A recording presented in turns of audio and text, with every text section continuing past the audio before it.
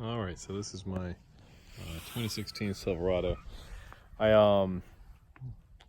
ripped the bumper off, the bottom little plastic valence piece. I ripped that off 3 times. I think the first time I backed over a stump and I ripped it off. The second time I got stuck in some mud and I ripped it off. And the third time I was crossing a creek and I ripped it off. Anyhow, I was able to put it back on the first time by just basically drilling new holes and scooting it back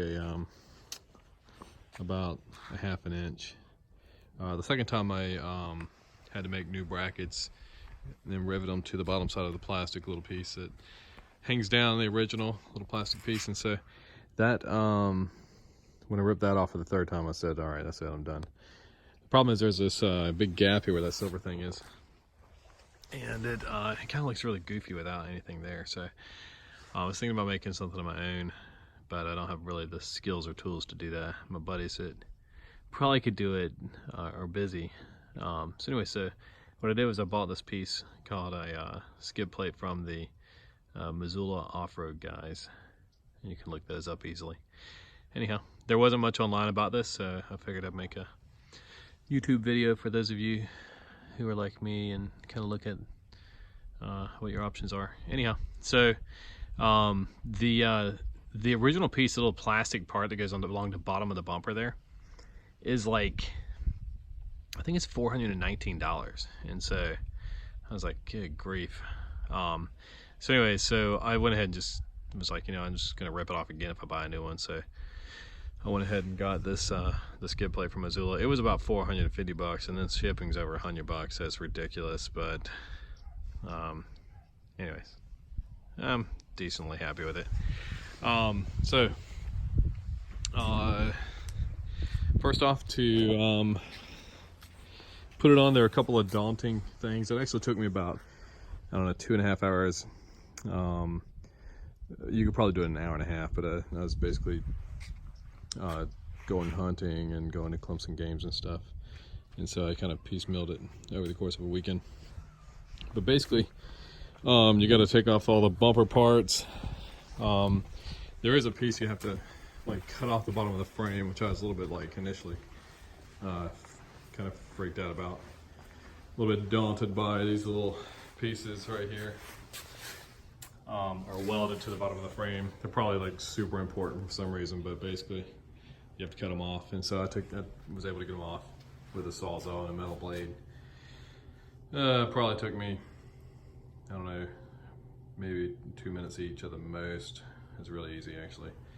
Anyhow, so you have to take off all these other little parts like the plastic skid plate and some other bumper things. By the way, this is the this plastic piece, just this one here, $419.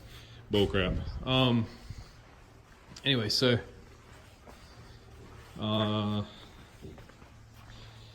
what you do to get it on, to put the skid plate in place, you have to bolt it together. I'm gonna pop the trunk.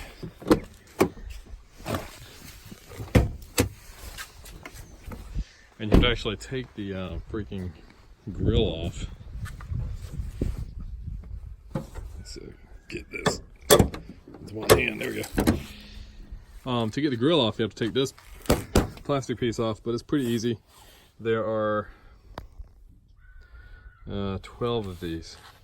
All right, and you see there's a little flat piece there. Basically, you take your screwdriver, stick it in that little flat piece, pop up the middle circle, and then you can just pull the whole thing straight up. So you take this piece off, and then this whole grill, all that right there, comes off as one piece. So what you do is you grab kind of under here and you lift up and pull out. There's 4 clips, one here, here, here, and here. And then there's also 2 clips down here. And I think it's probably 4 along the bottom also. So once you get the top off, then you just kind of just pull the whole thing out and the whole grill pops off. It's actually a lot easier, but the only thing is don't break it, because I'm sure GM charges $25,000 for that piece. Anyway, so putting it back together is just as easy. You just kind of pop it back on. and pop those little things back in.